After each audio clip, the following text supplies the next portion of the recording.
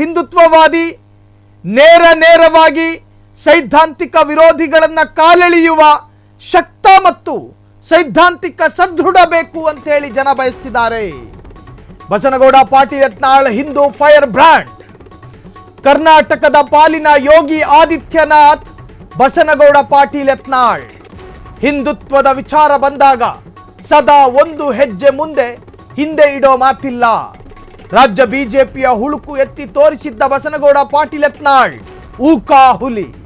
ಕುಟುಂಬ ರಾಜಕಾರಣದ ವಿರುದ್ಧ ಯತ್ನಾಳ್ ಪದೇ ಪದೇ ಗುಡುಗು. ಇಂತಹ ಯತ್ನಾಳ್ ಇದೀಗ ಬಿಜೆಪಿಗೆ ಅಪಥ್ಯ.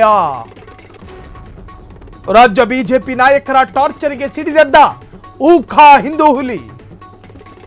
ಹೊಸ ರಾಜಕೀಯ ಪಕ್ಷದ ಮುನ್ಸೂಚನೆ ನೀಡಿದ ಯತ್ನಾಳ್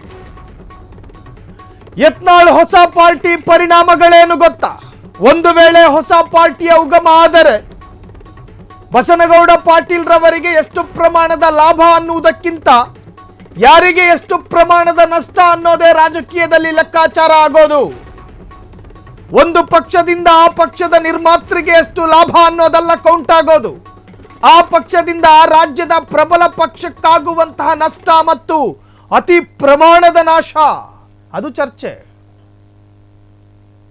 ಬಸನಗೌಡ ಪಾಟೀಲ್ ಯತ್ನಾಳ್ ರವರಿಗೆ ಜೋಸೆಫೋ, ಗಿಲ್ಬರ್ಟೋ, ಆಂಟೋನಿನೋ ಮತ ಹಾಕೋದಿಲ್ಲ ಅನ್ನೋದು ಖಾತ್ರಿ. ಮೊಹಮ್ಮದು ಹಾಕೋದಿಲ್ಲ, ಫಾರೂಕು ಹಾಕೋದಿಲ್ಲ ಅನ್ನೋದು 100% ಕನ್ಫರ್ಮ್. ಆದರೆ ಬಸನಗೌಡ ಪಾಟೀಲ್ ಯತ್ನಾಳ್ ರವರ ಅಭ್ಯರ್ಥಿಗಳಿಗೆ ಬರಬಹುದಾದ ಸಂಭಾವ್ಯ ಮತಗಳು ಯಾವುದು? ಒಂದು ಕೇಸರಿ ಬಂಗಲೆಯದ್ದು, ಅರ್ಥಾತ್ ಬಿಜೆಪಿಯ ಬಂಗಲೆಯ ಮತಗಳು ಮಾತ್ರ ಬರಬೇಕು. ಹಿಂದುತ್ವದ ಪರ ಒಲವಿರುವ, ಹಿಂದುತ್ವದ ಪರ ಝೇಂಕಾರ ಮೊಳಗಿಸುವ, ಹಿಂದುತ್ವದ ಬಗ್ಗೆ ಮಾತನಾಡುವ ಒಂದು ಸಮೂಹದ ಮತಗಳು ಬಸನಗೌಡ ಪಾಟೀಲ್ ಯತ್ನಾಳ್ ರವರಿಗೆ ಮ್ಯಾಚ್ ಆಗುತ್ತದೆ. ಸೊ ಬರಬೇಕಾಗಿರೋದು ಅದೇ ಮತಗಳು. ವಿಭಜನೆ ಆಗುತ್ತೆ, ಅಲ್ಲಿ ಮತ ವಿಭಜನೆ ಆಗುತ್ತೆ, ಓಟ್ ವಿಂಗಡಣೆಗಳಾಗ್ತವೆ. ಅಲ್ಲಿ ಕಂಟಕ ಆಗೋದು ಯಾರಿಗೆ? ಬಿಜೆಪಿಗೆ. ಲಾಭ ಆಗೋದು ಕಾಂಗ್ರೆಸ್ಸಿಗೆ. ದೋಸ್ತಿ ಪಾರ್ಟಿಗಳಿಗೆ ನಾಶ ನಷ್ಟದ ಮುನ್ಸೂಚನೆಯನ್ನ ಕೊಡ್ತಾ ಇದೆಯಾ? ಕ್ಷಣ ಕ್ಷಣದ ಸುದ್ದಿಗಳಿಗಾಗಿ ಫ್ರೀಡಂ ಟಿವಿ ಸಬ್ಸ್ಕ್ರೈಬ್ ಮಾಡಿ, ಲೈಕ್ ಮಾಡಿ ಹಾಗೂ ಫಾಲೋ ಮಾಡಿ. ಹೊಸ ಸುದ್ದಿಗಳ ನೋಟಿಫಿಕೇಶನ್ಗಾಗಿ ಬೆಲ್ ಐಕಾನ್ ಮೇಲೆ ಕ್ಲಿಕ್ ಮಾಡಿ.